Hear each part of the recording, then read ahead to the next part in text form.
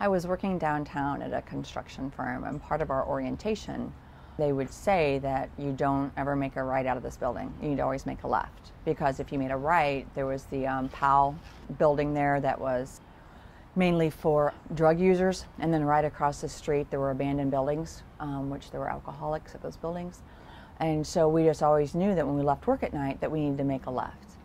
And as I left work one night, it was storming, raining, and I saw this really young couple, maybe 18 and 19, sitting on this abandoned dock on their sleeping bags. And that was all they had there. So I'd assumed that they had come over from the right and for some reason needed to be in a safer area since they were so young. And so I called my dad, who lived in St. Charles, and said, you need to come down here.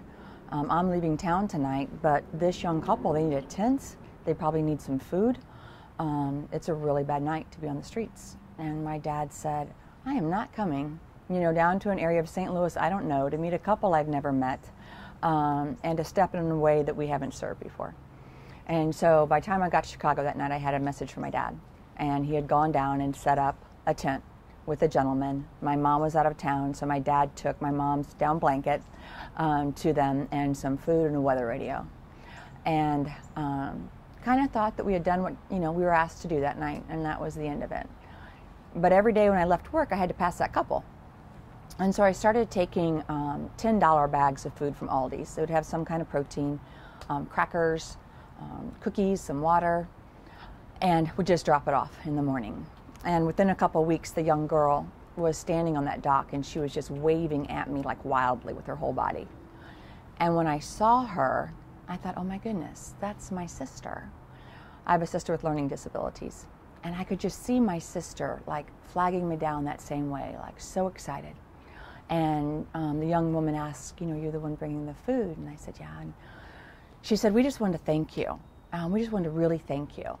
And I said, well, is there another way we can help you? Do you need anything? And she said, no. We just wanted to thank you for feeding us.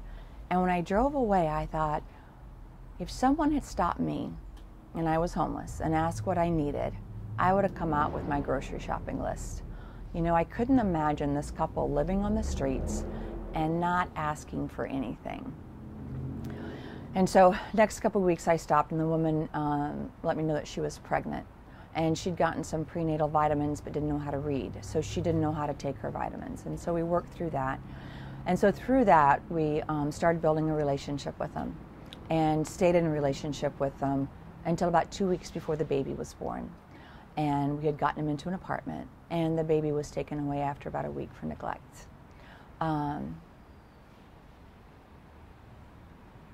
those are the break your heart moments, that you know that you don't have an answer big enough for the hardships of the world and for the trauma people have lived through and the heartache they've endured.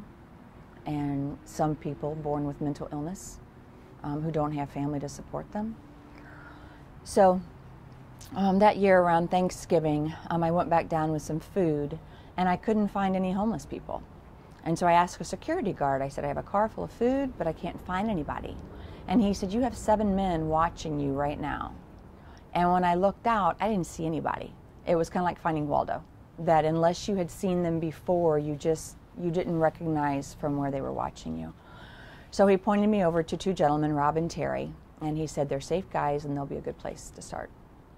And so we started serving them, and when I met them that day, then suddenly all these men kind of came out of the woodwork and came over.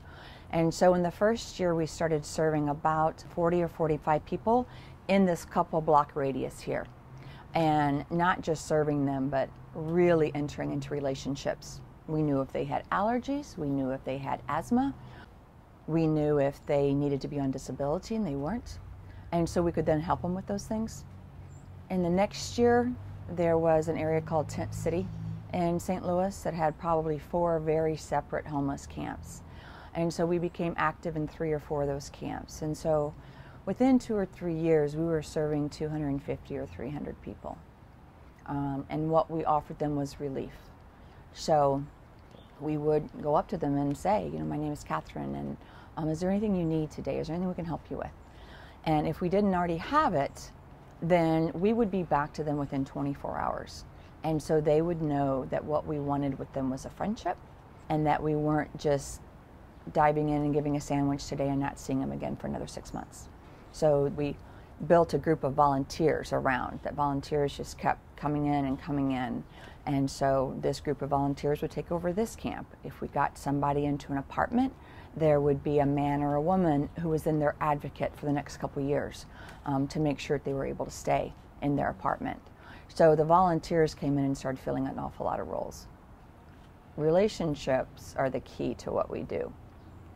Building a relationship with people living in poverty, and then being committed to being their advocate, is what has changed lives with All Among Us.